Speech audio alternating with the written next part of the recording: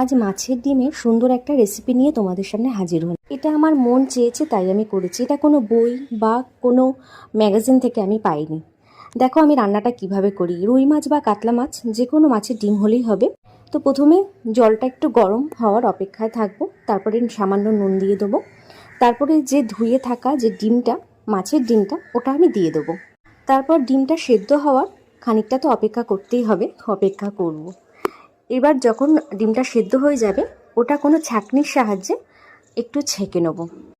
কড়াই বসিয়ে অল্প পরিমাণে আমি সর্ষের তেল দেবো। এই রান্নাটা সর্ষের তেল করলে খুব ভালো হয়।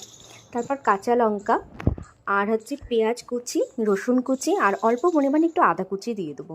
একটু ভাজা ভাজা হয়ে গেলে, বেশি ভাজা হবে না, একটু সাদা সাদা ভাজা হয়ে গেলে ডিমটা আমি দিয়ে দেবো। ডিমটাও দেখো এরকম হালকা করে ভাজতে হবে। এরকম ভেজে তারপর আমরা নামিয়ে নেব। নামিয়ে একটু যদি ধনেপাতা দিতে পারো তাহলে তো ভীষণ ভালো লাগে খেতে। অল্প পরিমাণে একটু ধনেপাতা ছড়িয়ে দেবে তার উপরে। আর একটু নুনটা হয়তো কম হয়েছিল, আমি একটু নুন ছড়িয়ে দিয়েছিলাম। এটা গরম ভাতে তোমরা অবশ্যই একদিন বাড়িতে খেয়ে দেখো, তারপরে আমাকে বলো যে তোমাদের কেমন লাগলো। তো রান্নাটা কেমন লাগলো অবশ্যই কিন্তু জানিও। টাটা।